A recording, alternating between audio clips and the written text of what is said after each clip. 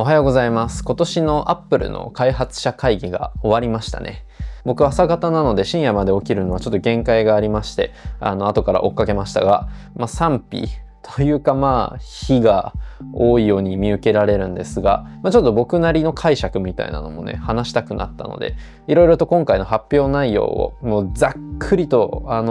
見ながら、ビデオポッドキャスト的にちょっと喋ろうと思います。今回の WWDC に対してすごく的を射ているコメントというかね、ツイートを見つけて、ただちょっとね、それ減点を忘れてしまったんで、見つけたら載せますが、出しているものは素晴らしかったんだが、その半分をジェミニが作ったという事実が株価を下げたという話を、ヨーロッパのどなたかのツイートであって、いやー、これは本当にすごく理解ができるなと思いました。個別の機能はそれぞれそれなりに便利だし、OS レベル、ハードウェアレベルで AI が統合していくっていうのはもちろんいいことで、作り込みももちろん Apple らしくすごいものだとは思うんだけど、でもそれジェミニが作ったよねみたいなことなんだと思います。大前提ですね、WWDC っていうのは開発者向け会議です。一ユーザーが一喜一憂するべきというよりは、これを見たデベロッパーの方々が今後どういうふうにソフトウェアを作っていこうとか、アップデートしていこうっていう方向性を決めていったりするための、一番の土台になるわけですよね。なので、単にここで発表された機能を見て、いい悪いを判断するべきというよりは、ここからどういうものがアプリとかで出てきそうだねっていうのを考える方が楽しいと思います。それも一応織り込んだ上で見ていきたいと思うんですけど、Apple の公式ページはちょっとね、情報量が多くて見たくないので、今回基調講演の話だけに絞ってね、僕が一番メディアとして好きな Wired.jp をちょっと参考にさせていただきます。WWDC2026 で Apple が発表したすべて。今回の発表は、結構ね、もう飽きたっていう人を多く拝見しました。もう途中で眠くなって寝ましたみたいなね。というのも、前半割と、セキュリティとか、子供のね、ペアレンタルコントロールみたいな、話が中心だったようで、本命のこのSiri AI ですね、の話が、それもそんなに面白くなかったと。ここら辺はシンプルに、もうこの子供の安全性の強化とかっていうのはもう昔からApple が一番大事にしているマインドだと思います。それがシンプルに出た形、情報へアクセスする、権利とかっていうのは国とかがね、今積極的に特に AI 周りで制限をしようとしているけど、本来そうあるべきものではなくて、国とか企業ではなく個々人に委ねられるもので、子供の場合それは親が担うべきなんじゃないみたいな発想によるペアレンタルコントロールですよね。なのでそこら辺はちょっと置いといて、一番大事なこの知り合いの話をしましょう。Siri AI です。僕最近 Apple のネーミングあんまり好きじゃないんですよ。MacBook Neo あたりからどういうことって思ってました。Air Pro って物理的な何かについて話してるじゃないですか。Neo だけ概念が違くないっていうね。で、今回の Siri AI もSiri がそもそも、これガジェタッチさんのチャンネルでも話があって、その通りだなというふうに思ったんですけど、Siri が AI だったんじゃないのみたいな。で、Apple の AI は Apple Intelligence っていうんじゃなかったのみたいな。もちろん概念的に共存はしてるんだろうけど、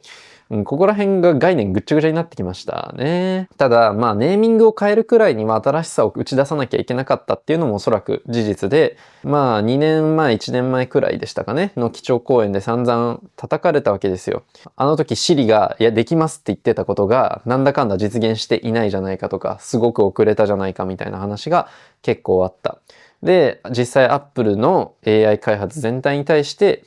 そんなに進んでないよねっていう批判というか世間の見方がある中で、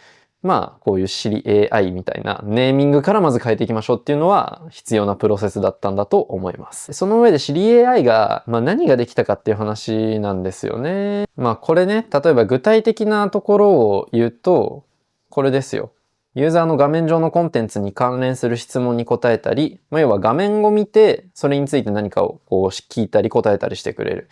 また、パーソナルコンテキストの理解を利用してアプリを横断的に探索。今画面で何が起きているのかを見て、それについて答えてくれたりだとか、私個人っていうことについてちゃんと理解をしてくれて、それで答えてくれる。その上でね、いろいろと回答をしてくれるだとか。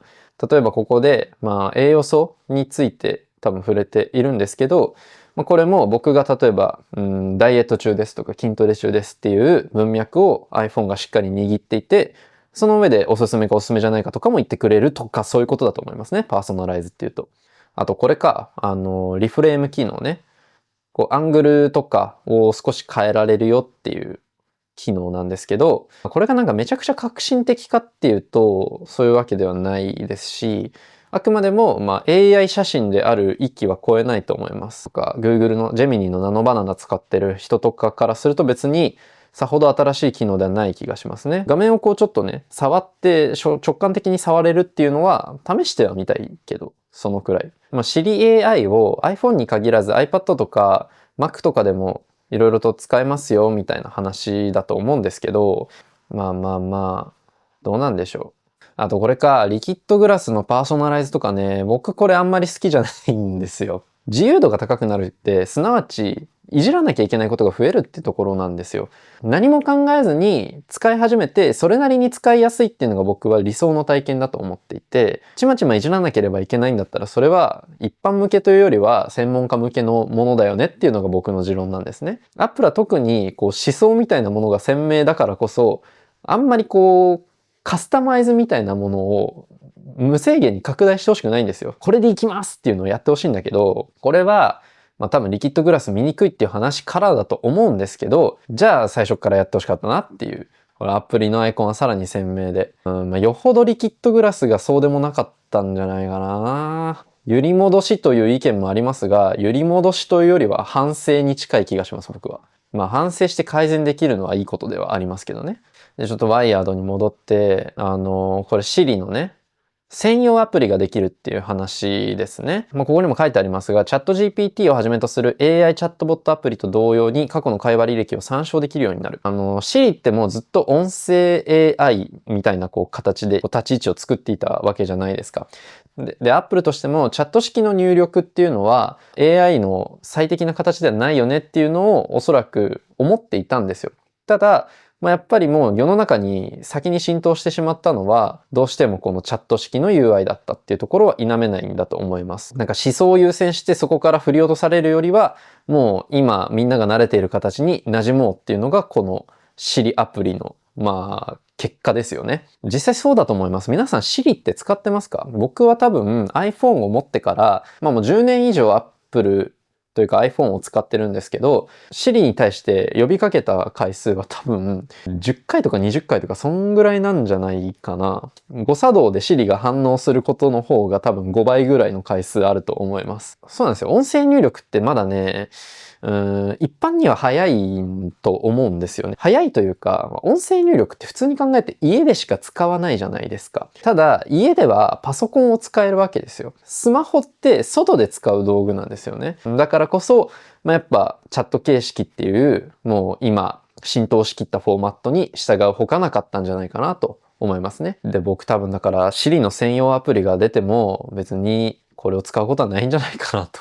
思います。クロードとかチャット GPT とか使うんじゃないかな。ここで聞く明確なメリットが、やっぱり今のところは僕は想像がつかなくて、どうなんでしょうね、これは。で、この Siri AI に関しては、今回の発表から、使用できるようになるまでタイムラグがまた長いです。アメリカでも今年末ぐらいからでしたっけ？ですよね。日本は多分まだ未定ですし、ヨーロッパだとEU の法律に引っかかっていて、今のところ見通しが立っていないようなんですよね。で、僕面白かったのが、ヨーロッパの人たちがね、だから、もう Siri AI 散々発表しておいて、結局またヨーロッパで使えないってオチじゃねえかっていうことをいろいろとね、嘆くというか怒ってるんですけど、怒りの矛先が EU ではなくて Apple に対してなんですよ。これは国民性とかもいろいろあるかもしれないんだけど、僕だったらね、規制してる側にちょっとイライラするんですよ。おい、なんでこんなことを EU 規制するんだみたいなことを思ってしまいそうなんですけど、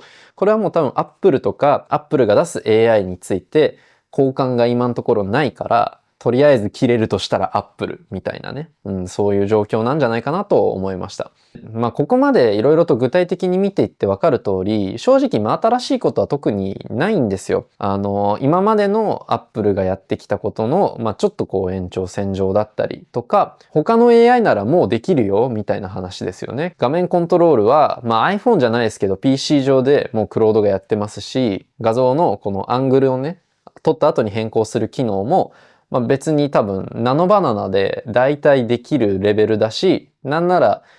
次のね、Google Pixel にもうほとんど同じような機能が乗っかってきてもおかしくはないと思います。だからもう Apple の今回の AI の進化の総論って革新性とかではなくて、セキュリティ性と、あとみんなが使ってる iPhone でOS レベルで使えるよっていう話のこの2つなんですよね。セキュリティ性に関してはもうまさにここの話ですよね。プライバシー保護を重視してきた Apple だからこそ、処理の大部分を端末上で実行して、かつデータをこう中心に送ったりせずに、基本的には安全性を最優先して実行すると。セキュリティ性はもう Apple の最近のそれこそ iPhone の CM とかで訴求されるレベルにもなっていますし、あともっと言うと AI とか、あと AI に紐づいたセキュリティ性に対する嫌悪みたいなものがアメリカではすごく高まっているようなんですね。こういった感じですよね。アメリカで広がる AI 嫌悪。いろいろと背景はあるにせよ、職を失うみたいな話の流れで AI とか AI 製品を信頼していないっていう人が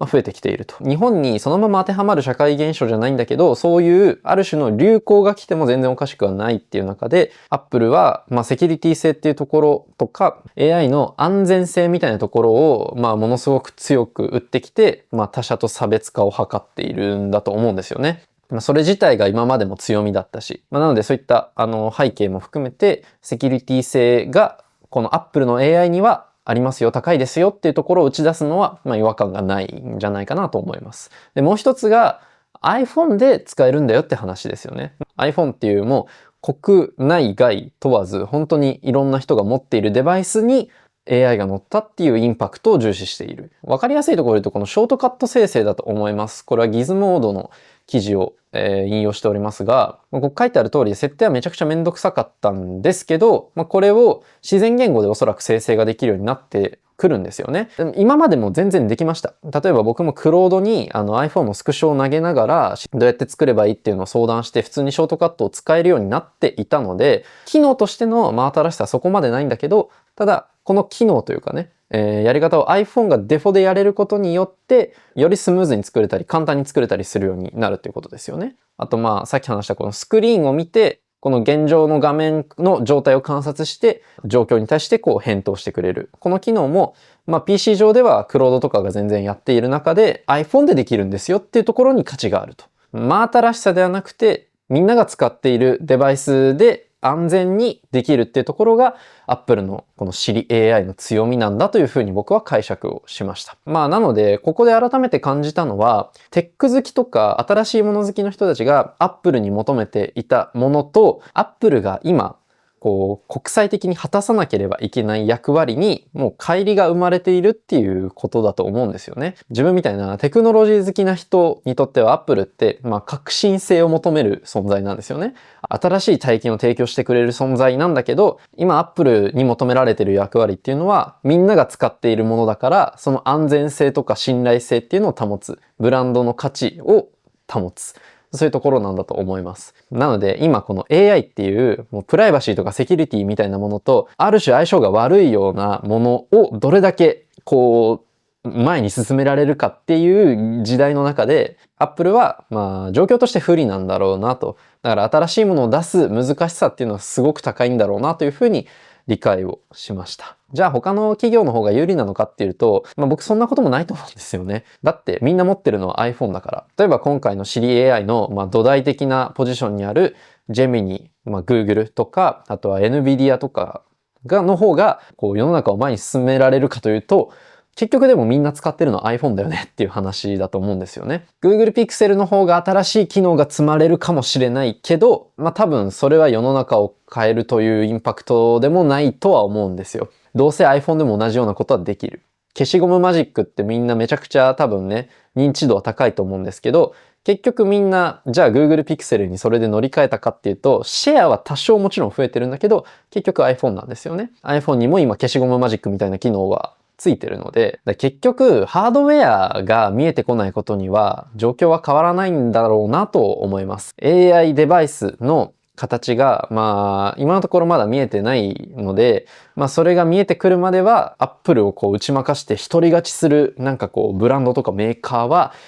出てこないと思いますし、どちらかというとそれよりは、クロードをやってるアンソロピックとか、ジェミニの Google とか、NVIDIA とか、OpenAI とかが、頑張って、もう本当にビビたる差でどうにか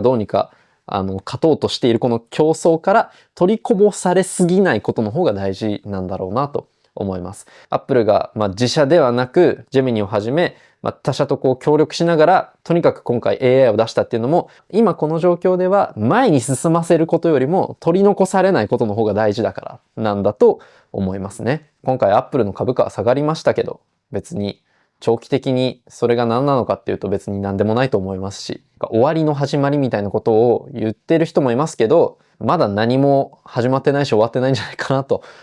そういうふうに思いますね。